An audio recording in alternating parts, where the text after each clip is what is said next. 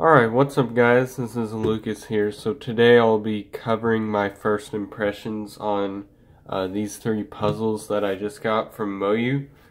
So we've got two 2x2s and a 3x3 shape mod pretty much. So I'll start out with this cube. So this is the MF2. It comes in stickerless, or at least mine did. It's the one with the matte finish, so,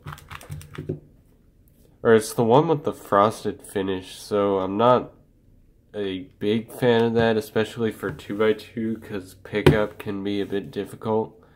But performance-wise, this cube's actually pretty nice. Out of the two 2x2s, this one definitely resembles a Kung Fu 2x2 a lot more. It's got that, you know, just, I don't know, like, very flexy feel, if you will. Like, it just feels like a Kung Fu 2x2, very hard to describe. Except this one's a lot more controllable and it's quite buttery.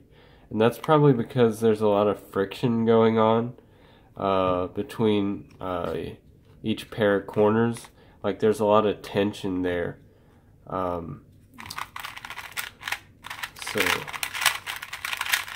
it makes for a pretty enjoyable turning experience, but I tend to lock up on the Kung Fu a lot, so I have a similar experience with this cube. I tend to lock up a little bit during solves on this puzzle.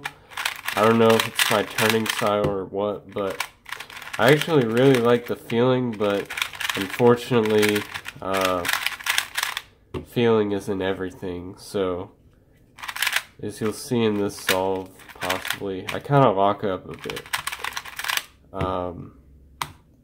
But yeah, that's just the situation for me. Definitely can vary from person to person. Then there's the MF2C. This one I got in black. This cube's probably a little bit more interesting than the other one, because if you notice, the sounds like a 2x2 from at least 5 years ago. Like the Lang 2x2 probably. It's just got that hollow noise, except it's not hollow. So I don't know what's going on there. But this cube locks up a little bit when I try to spam.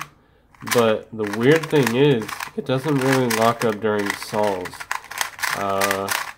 So catching isn't really a big issue for me when I'm doing, you know, a wide range of turns, but when I'm doing when I'm just spamming R and U moves, I lock up a little bit. It's weird, but it's kind of the opposite for the other cube, but this one I probably get a little bit better times on because it's very similar to the 2x2s that I've used in the past, like kind of like the Yushin White, a little bit more controllable and blocky, but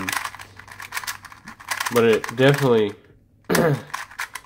does have that Moyu 2x2 element to it, you know, kind of like the Weipo, where it's a little bit flexy, you know,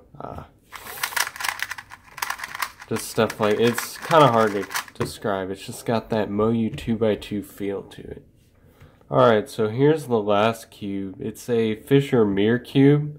The stickers are all the same color, or at least that's how it appears. The reflection off of each one's a little bit different. I don't know if it's my lighting or what, but the cube, as you kind of move it around, the camera will pick it up probably. It doesn't look the same on each side, but that's beside the point. The